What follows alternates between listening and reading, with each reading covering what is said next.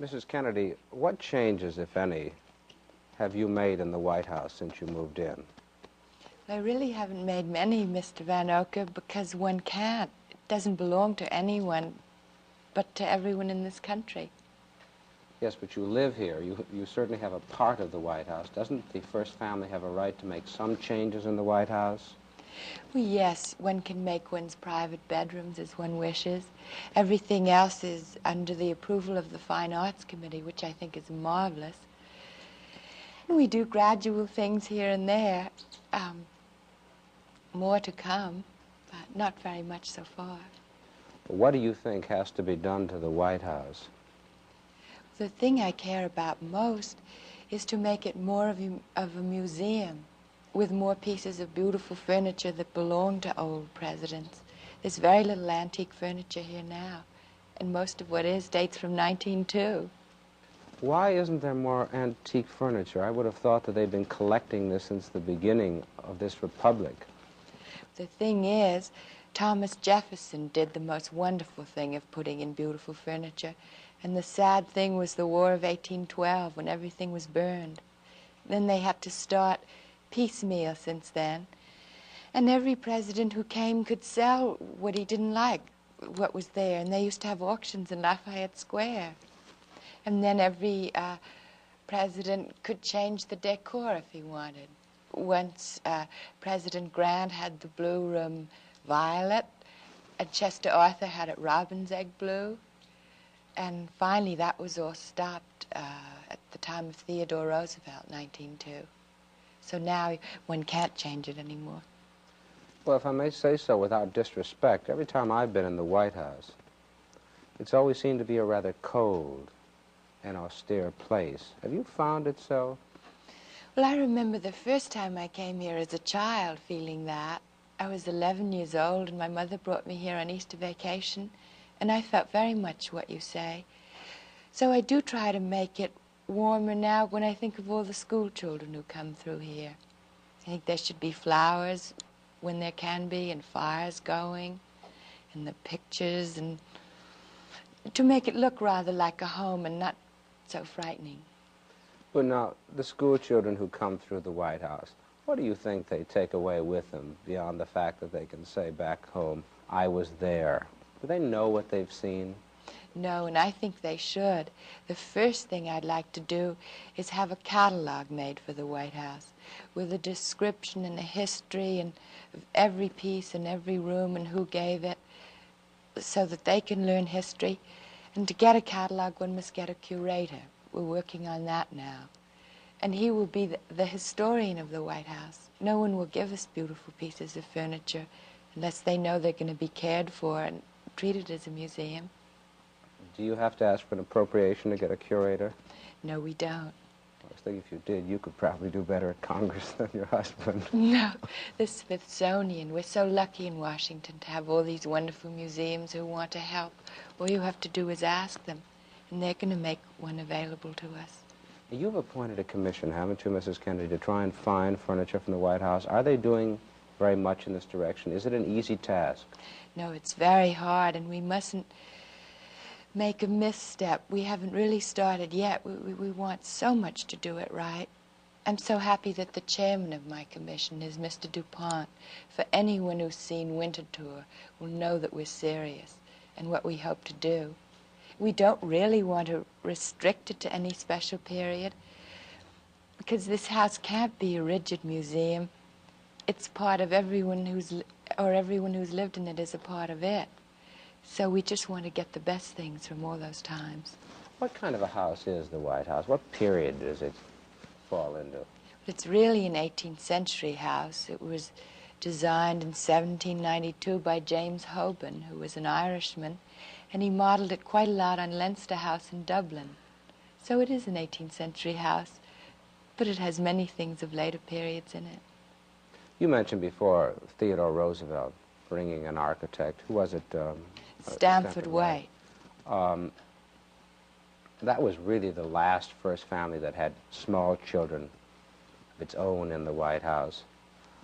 Do you find the White House is a very good place to raise children? How has your life changed since you've come here? It is rather hard with children. There's so little privacy. I don't mind for myself, but I think it's very hard with them.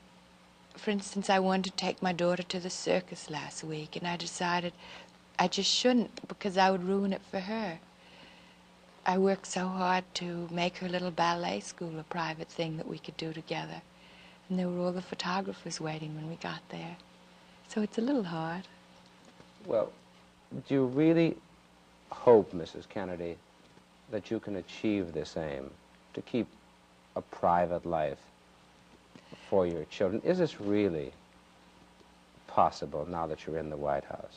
Well, I hoped it was. You rather discouraged me, Mr. Vanocur, but I hope it is, and I'm going to try very hard to do that.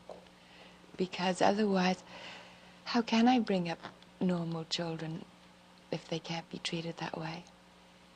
Do you think that Caroline, for example, who's older than John Jr., has she been changed much by the attention she's gotten? No, because she's still too little. But someday she's going to have to go to school. And if she's in the papers all the time, that will affect her little classmates, and they'll treat her differently. That's what I'm so anxious. We always treat her the same, but it's how other people treat her, because they've read about her. Are you going to send her to a school when she reaches kindergarten age? Yes, I will. She must do all the normal things she'd do normally. But I rather hold my breath about that day. What do you conceive is your role as the First Lady? And I mean your role, Mrs. Kennedy. Of course, I do have an official role as wife of the President.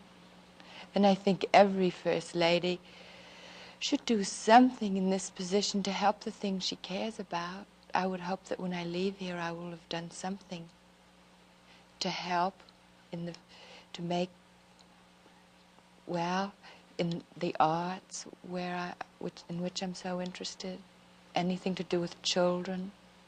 Do you think that the First Lady, in this instance yourself, can play a role in influencing taste in this country, in the arts, in other fields? I suppose she can. People seem so interested in whatever the first family likes. That's where I think one can lead. One doesn't know whether one leads in the right direction or not, but one hopes one does. Well, can you enjoy these things? I wonder if you enjoyed the ballet when you went to it in New York City recently. Yes, once the lights went down, I enjoyed it enormously. But not before. It was rather exciting.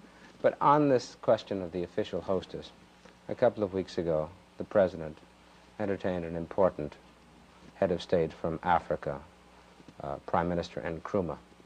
Did you know before that the President was going to bring him over, or was he, just like many husbands, prone to just drop in and say, I have a guest for tea?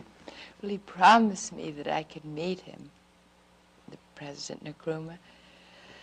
But the day went by and he never seemed to appear, so my daughter and I were on our way to his office when my husband, President Nkrumah, came rushing back to a rather messy room where I'd been unpacking books. Was he expecting tea, a formal No, affair? he was absolutely charming. He sat down and laughed and talked with us and told us about his own children.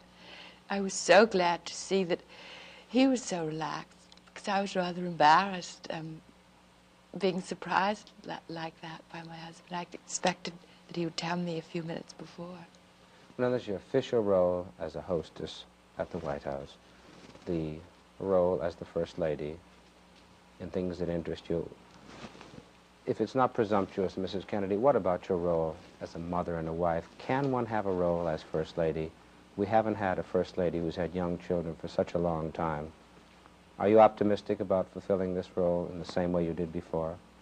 Yes, I think it doesn't matter what else you do if you don't do that part well, if you fail your husband and your children. That really is the role which means the most to me, though obviously I have a deep sense of obligation for the others, but that's the one that comes first. And has it been more difficult, though, honestly, to fulfill this role? since we've been in the White House? Yes, ma'am.